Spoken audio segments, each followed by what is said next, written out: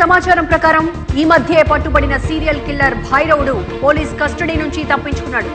ఆ సమయంలో అడ్డొచ్చిన 6 పోలీసుల్ని హతమార్చాడు. మాకొచ్చిన సమాచారం ప్రకారం భైరవుడి నెక్స్ట్ టార్గెట్ సిటీలో ఒక పెద్ద హాస్పిటల్ అని తెలుస్తోంది.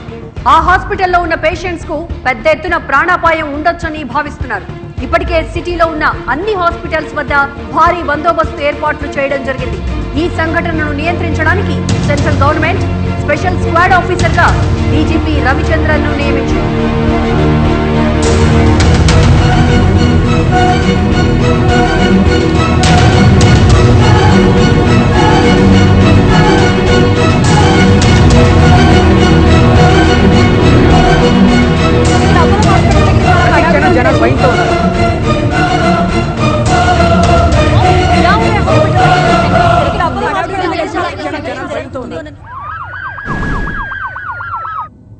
మీ అందరి సపోర్ట్ ఉంటేనే భైరవుని పట్టుకోగలం. ఇప్పటిదాకా బ్లాక్ కో పోలీసులు ఉంటారు, ఇక నుంచి ఫ్లోర్ కో పోలీసు ఉంటారు. సీసీటీవీ కెమెరా సర్వేలెన్స్ ఇన్ఛార్జ్ ఎవరు? నేనే సార్. రికార్డ్ మోడ్ లో పెట్టి వెళ్ళిపోకూడదు సార్. రికార్డ్ అయ్యేది లైవ్ లో వాచ్ చేయాలి. Okay sir. ఎవరి మీద డౌట్ వస్తే ఇమీడియట్ గా ఫ్లోర్ పోలీస్ కి వాకీలో ఇన్ఫార్మ్ చేయాలి. ఓకే. ఇక్కడ అపోలో హాస్పిటల్ దగ్గర చాలా హడావుడిగా ఉంది రజని. Out patients తగ్గిపోయారు. చాలా ఎమర్జెన్సీ ఉన్న కేసులు మాత్రమే తీసుకుంటున్నారు. హాస్పిటల్లో ఏదో జరగబోతుందని తెలియటం వల్ల ప్రతి క్షణం జనాలు భయంతో ఉన్నారు. ఈ సంఘటన జరగకముందే పోలీసులను అరెస్ట్ చేయాలని ప్రజలు కోరుతున్నారు. ప్రజలు ఎటువంటి భయాందోళనలకు గురి కావద్దని, ఎలాంటి వదంతులు నమ్మవద్దని సిటీలోని అన్ని హాస్పిటల్స్ వద్ద కావలసినంత బందోబస్తు ఏర్పాటు చేయడం జరిగిందని city commissioner Kumar Ganapathi media ద్వారా ప్రజలకు తెలియజేశారు. హాస్పిటల్ పరిసర ప్రాంతాల్లో హలో హాయ్. నీకు అసలు బుద్ధుందా? చదువుకున్న అమ్మాయి కదా, కొంచెం ఉన్న కామన్ సెన్స్ లేదు. ఇప్పుడేంటి నీ ఫ్రెండ్ ఇంటికి ఉంది, ఇది తప్ప ఇంకేం తెలీదా నీకు? నేను దానికోసం ఫోన్ చేయలేదు. ఈ రోజు ఒక హాస్పిటల్ కి హౌస్ సర్జన్ గా వెళ్ళాను. అక్కడ ఒక కాంపౌండర్ ఎవరినో బతిమాలతో ఏడుస్తున్నాడు.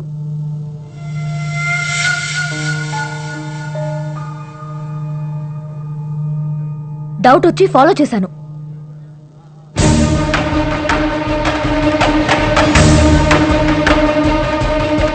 అతను అచ్చం భైరవుడు లాగే ఉన్నాడు. అది చెప్పడానికి నీకు కాల్ చేశాను, కానీ నువ్వు చాలా అసహ్యంగా మాట్లాడా.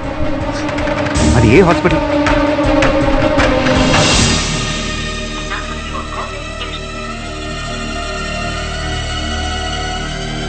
వినయ్, నువ్వు ఎక్కడున్నావు?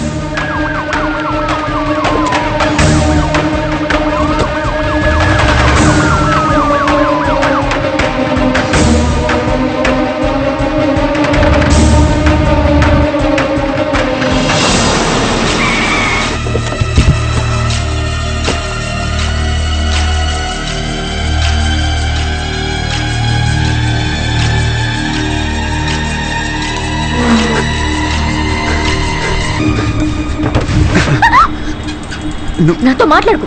నేనేమైపోతే నీకెందుకు? ఏ హాస్పిటల్ హౌస్ సర్జన్ వెళ్ళావు? వాడి పేరేంటి? Life care hospital, general ward compounder Ramachandra.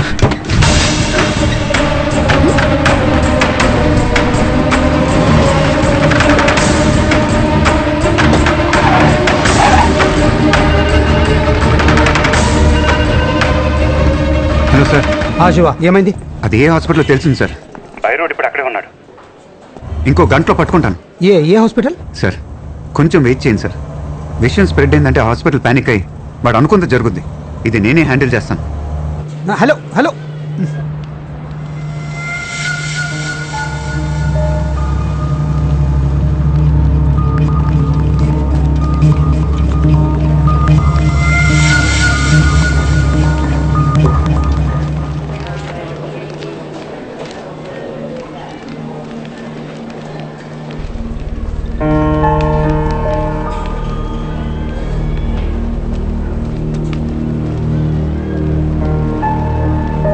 Sir, మీ అబ్బాయి ఎక్కడున్నా నాకు తెలుసు. మా అబ్బాయి మా ఇంట్లోనే ఉన్నాడు. అయితే వెళ్ళు. సార్, మీరు పోలీసా? నా కొడుకు ఎక్కడ ఉన్నాడు సార్? చెప్పండి సార్ ప్లీజ్. మీ అబ్బాయిని కాపాడే బాధ్యత నాది. ముందు నేను అడిగేదానికి సమాధానం చెప్పు. ఎంతమందిని చంపుతున్నారు? ఎలా చంపుతున్నారు? భైరవుడు ఎక్కడా? సార్ చెప్పు. ఎంతమందిని? అందరినీ సార్. అందరినా?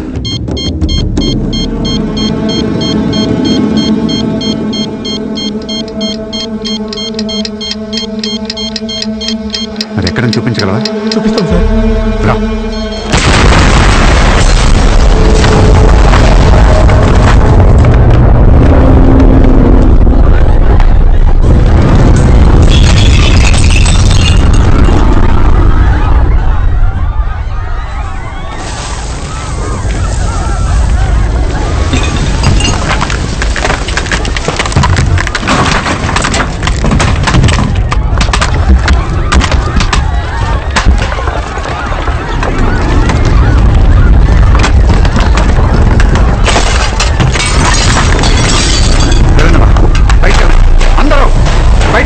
వెళ్ళండి సార్, బయటకు వెళ్ళండి. త్వరగా త్వరగా త్వరగా వెళ్ళండి, వెళ్ళండి. గో.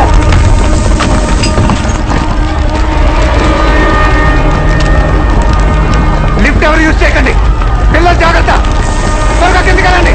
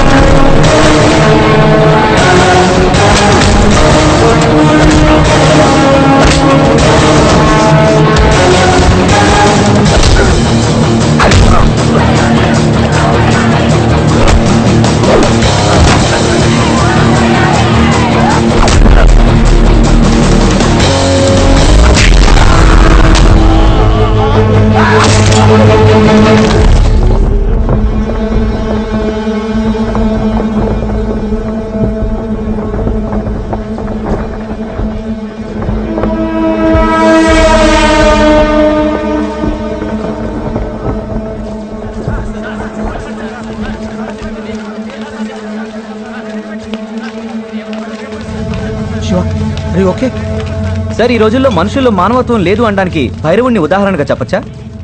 మనుషుల్లో మానవత్వం ఉంది.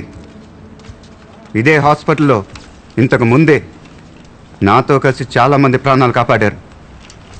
కానీ ఏ భూకంపం తుఫాను లాంటి పెద్ద డిజాస్టర్ వచ్చినప్పుడు మాత్రమే మనలో ఉన్న మానవత్వం బయటకు వస్తుంది. ఇప్పుడు పరిగెత్తుతున్న ప్రపంచంలో మన పక్కనున్న మనిషి మొహం చూడటానికి కూడా మనకు టైం లేదు. మనం చూసేదల్లా cell phone screen, computer screen, TV screen. ఏదో వరదలు వచ్చినప్పుడు మాత్రమే మనలో మానవత్వం బయటకు వస్తుంది. మిగతా టైం అంతా లైక్ చేయటం, షేర్ చేయటంతోనే సరిపోతుంది. మీ పక్కనున్న మనిషిని లైక్ చేయండి, మీ ప్రేమను షేర్ చేయండి. భైరవుడిలో ఉన్న శాడిజం మనలో కూడా ఉంది. వాడికి 15%, మనకి 4%. అదొక భర్త భార్య మీద, పిల్లల మీద చూపిస్తాడు. ఒక యజమాని తన కింద పనిచేసే వాళ్ళ మీద చూపిస్తాడు. అధికారులు ప్రజల మీద చూపిస్తారు. భైరవుడిని చంపటంతో మనం ఒక రోగిని మాత్రమే చంపాం, రోగాన్ని చంపలేదు. ఆ రోగం మనలో కూడా ఉంది, దాన్ని పెరగనివ్వకూడదు. పరిచయం లేని మనిషికి ఆశించకుండా చేసే సహాయమే మానవత్వం.